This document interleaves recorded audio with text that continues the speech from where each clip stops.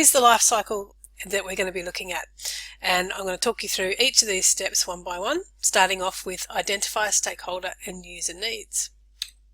Okay, so this is the stage in the life cycle, and I should just say that the life cycle is all about how we build our collections, how we manage them once we've got them, and how we keep them up to date and making sure that they're doing the job that they're meant to be doing, which is satisfying our users and stakeholders' needs. To do that, obviously we need to know what our stakeholder and users' needs are, and that's what the very first step in the cycle is working out who are these people and these organisations that have a stake in our collections, and what are their needs that they are asking from our collections.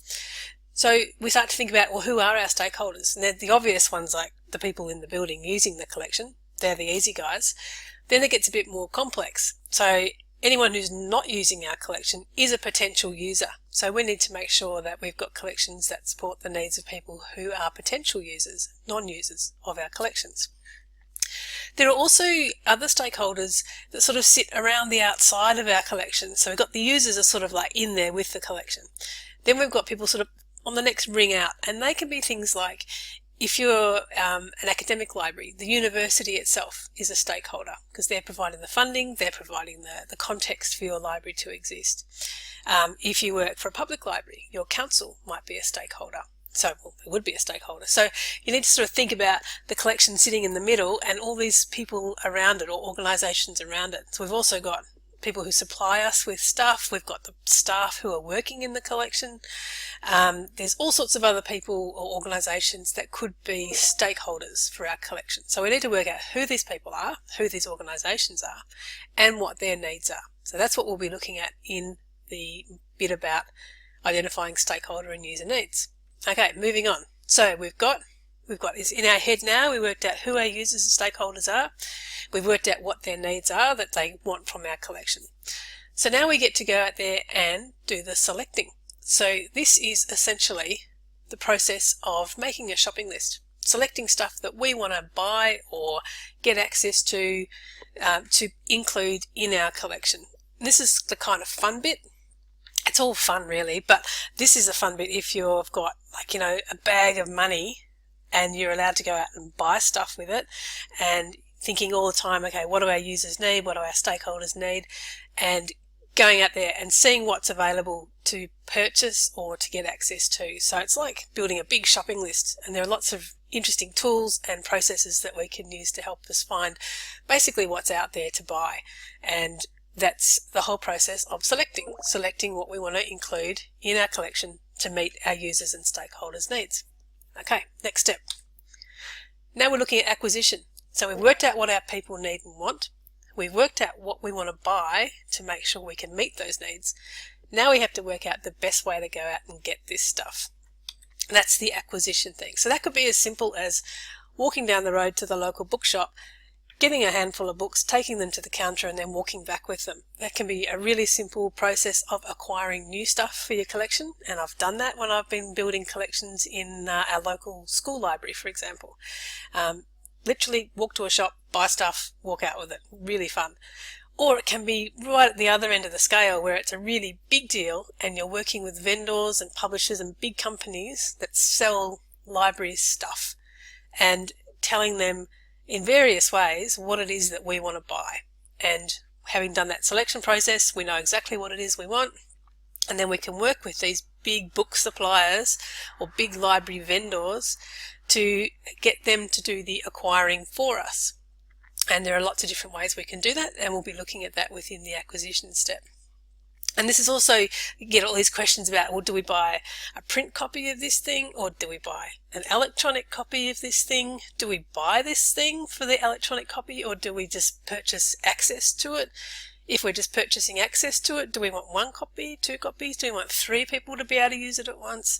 Do we want to lose access to this in 6 months or in 6 years? What do we do with these? All these decisions we've got to have going through our heads at this acquisition stage. So it's an interesting process. And we also are going to look at this point, we'll look at things like patron-driven access, where the patrons are actually triggering off purchasing decisions for us, which is a really interesting process that we'll talk through when we get to this point. Okay, So we've worked out what our users and stakeholders' needs are. We've selected what we want to buy or include into our collection. We've decided the best way to go about getting that stuff into our collection, how we're going to acquire it. And now we're just going to take a little step out of the cycle and look at vendors and publishers, because these are the people and the companies that are providing us with these collections. Okay, so let's go and have a look at them. So the vendors and publishers, it's really interesting. They've got an increasingly important role in helping libraries build their collections, particularly the really big libraries like the universities and state libraries and national libraries. They are using vendors and publishers quite a lot, in building their collections and getting help in deciding what to buy and getting them ready to put on the shelf if they're physical things, or opening up the gateways that allow us to access the electronic content if that's what we've chosen to buy or rent. Lots and lots of questions here. So we're going to look at the different roles and jobs that vendors and publishers can do to help us with our building and managing our collection. So it's a really interesting section. Okay, so now we're stepping back into the collection management life cycle. So we've worked out who our users and stakeholders are and what they need. We've chosen what we want to buy to meet those needs. We've worked out the best way to get that content and those resources into our collection. We've talked to our vendors and publishers to see how they can help us do that. So we've got our beautiful collection. We've got all this stuff ready to use. It's sitting on our shelves or it's sitting in our servers, and our users are using it. Our stakeholders are happy. Now it's time to have a look at this collection that we've built and evaluate it. How well is it doing its job? How well is it meeting our users' needs? How well is the collection being used? And the collection evaluation, it's a really interesting process that not all collections do particularly well, but some do extremely well. So we can do really cool things like we can map our collections and we can graph usage across a Dewey range, for example. So we can say, the 300s are getting this much usage, the 800s are only getting this much usage, and then we get to the 900s and it's just getting heaps of usage as well. So then you can start doing things like, okay, well the 900s are getting a real hammering. They're being used heaps, but we're only putting 10% of our budget into the 900s. So maybe we need to readjust our budgeting and buy more content for the 900s and less content for the 400s because no one's using the 400s. So there are different things we can do with mapping that allow us to learn more about our collections and how they're being used and what its strengths and weaknesses are. And I'll show you a whole heap of stuff about how we can do this evaluation. Next step. Okay, so we've evaluated our collection.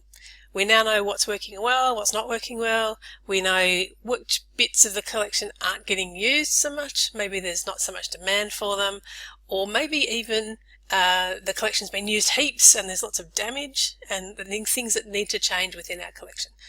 That's when we start looking at weeding and deselection.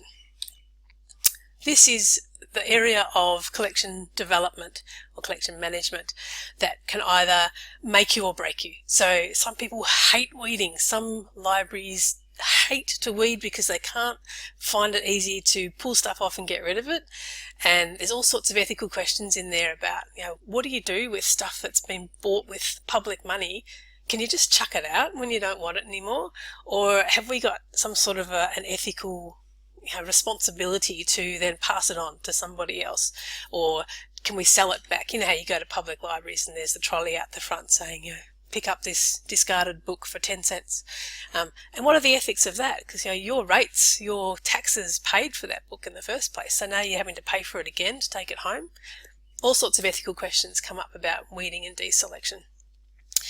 So at this section, we're going to look at how libraries make those choices, what they do with the stuff they pull off their shelves. Do they chuck it? Do they put it into storage? And different libraries have different requirements with legal issues. Some libraries aren't allowed to chuck stuff out. Some collections, like archives, wouldn't chuck stuff out in the first place because it's really important that they hang on to things forever. So there's all sorts of questions and processes that we'll look at this point in the weeding and deselection section. And then, like all good cycles, we come right back around to the top, and now we're looking back at, okay, we have weeded our collection, we've got it looking really nice, it's efficient, it's only got stuff in there that's being used or that's going to be of value to us.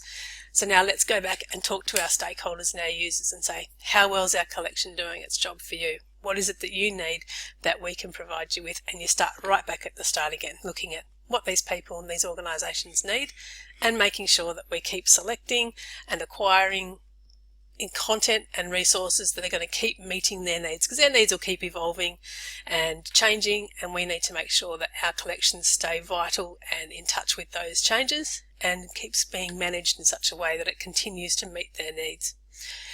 So that's a really, really quick introduction to the life cycle, collection management life cycle. So for the next few modules, we'll be looking at each of those steps in turn and looking at some of the processes and tools and thinking and all the sort of ideas inside each of those steps. If you've got any questions about this, you know what to do. There's my email, there's my Twitter, and there's my phone number. So get in touch with me if you've got any questions at all. And I'm really looking forward to getting into these steps one by one and going through in a whole lot more depth with you. See you soon. Bye.